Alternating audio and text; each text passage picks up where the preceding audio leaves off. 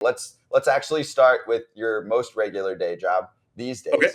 Tell me about the Washington Nationals this year, because I'll be real, we haven't talked about them a ton. We know they're in rebuild mode. They've had good success in the past. They're building themselves back up. It's actually not a team that we pick on either. Like, we understand there's a plan. They're not the Rockies. There's a plan for them on how they're building back up. I love their Soto trade. So tell me how the season's going for them and how the second half will look, including pieces that they could potentially pick up to better themselves for the future.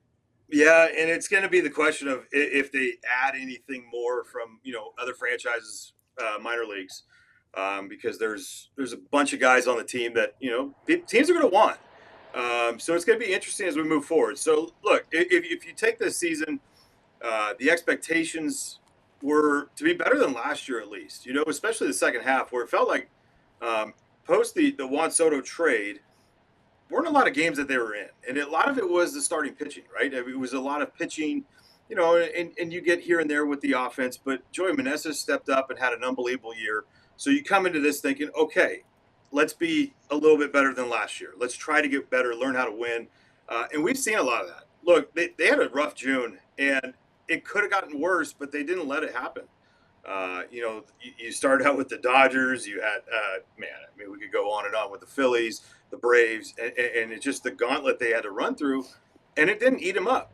They stayed in it. This team fights. This team plays like their manager, and Davey Martinez and their coaching staff has been phenomenal to watch. Are there things that they need to clean? A lot they need to clean up, right? And it's stuff that isn't coaching wise. It is all player execution wise. And so when you look at this going forward, you can see the pieces. Josiah Gray's an all-star. Mackenzie Gore has shown the flashes of what a number one could be, a number two could be. Trevor Williams has been a stalwart in the thing, but the thing that's not going to get talked about enough, because he makes a lot of money and he hasn't performed up to what everyone expects, is Patrick Corbin. He's been unbelievable, really has.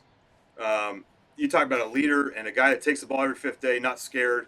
I want that. I want to see that. Look, the results are going to be the results, and that's a big part of this. But up and down lineup, it's been Lane and Jamer. Like, those two, Lane Thomas and Jamer Candelario, have been awesome. Awesome. Could have been all-stars. Truly could have been. And you put their silhouettes in on a pick 'em, on the 4, and there's a chance people are going to look at their numbers and be like, oh, I want that guy on the all-star team. And so, that didn't happen. But, moving forward, there's a lot of good pieces. You just wonder what they're going to do, because there's going to be teams that are going to want, a couple of those guys especially. So are they playing too well? Are they playing too well to really put yourself – because you've seen rebuild in Philly. Right. Now you're kind of seeing the whatever this is here, the failed rebuild in Philly. Are they playing too well?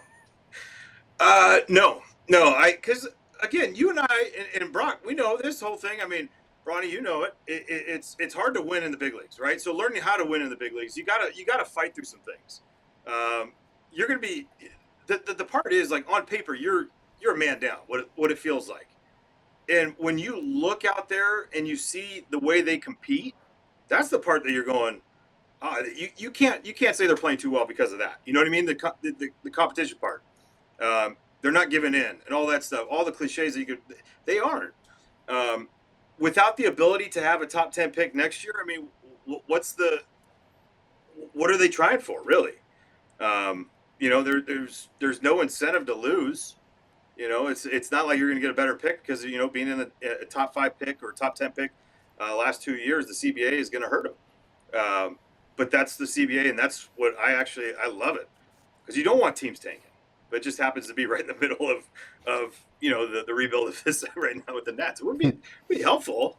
It would be helpful. You've seen the Juan Soto trade in Washington now. Right. Was it a good trade? Or is it too early? Actually, yes. No, I think so, because the more and more you watch this thing go, I'm not sitting here saying that they're going to re-sign Juan when he's a free agent, but the more and more you go, like, days without him re-signing in San Diego is an extra day that Nats have, possibly to get him back, right, in a year or two, whatever it is. the big pieces ultimately are Gore and James Wood. Robert Hassel's a good prospect. I don't think he's great, but James Wood, that kid's phenomenal. So I'm going to sit here and say, yeah, it looks good so far. Have you seen James Wood? I haven't seen it. Dude is a monster. He is the anti-me. With hit he is tool. like completely huge. Lots of power. Mm-hmm. I think it was a brilliant move. And here, I'll compare it to a situation that's going on right now because like you're talking about. I mean, they offered him a lot of money. And in fact, this is actually one of those cases where, and I'll get the exact number that was reported. It was 440. What was it, 440? 440, yeah. Over, under. When he hits free agency, knowing what you know right now, under. Okay. So if that was one where you're the Nats, and I'm like, it's a pretty damn good. They offered him almost $500 million. Pretty damn good. I would say that was pretty damn good. Right? If I'm the owner, that's why we talk to owners here, Franny. No. You what?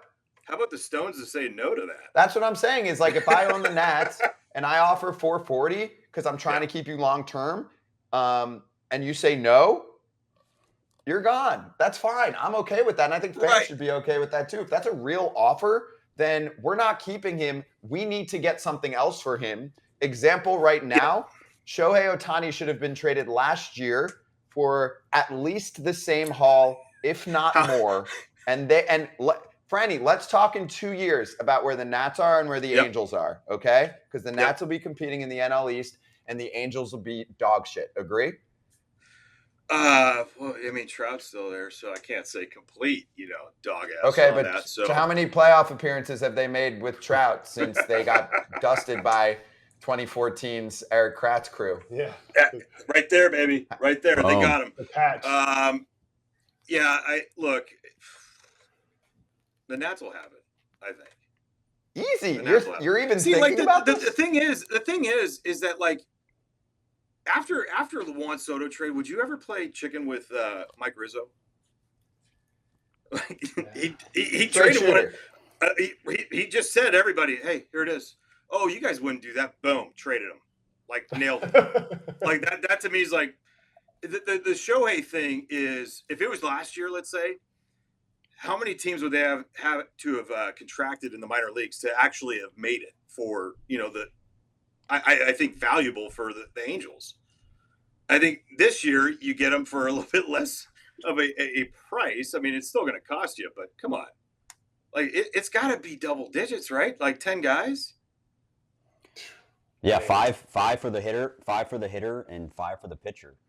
No, dude, no doubt, man. I think like everyone's saying you can't trade the best player ever, right? But like, if you know you're not going to get him back, like, you're gonna offer him the qualifying offer. He's going to turn it down. You're going to get a draft pick. Like, why not get 10 players and then have a chance, and maybe have a chance at the end, and hopefully like what 3 or 4 of them turn out to be good big leaguers, right? Like, no doubt. I mean, it's almost like you have to do it.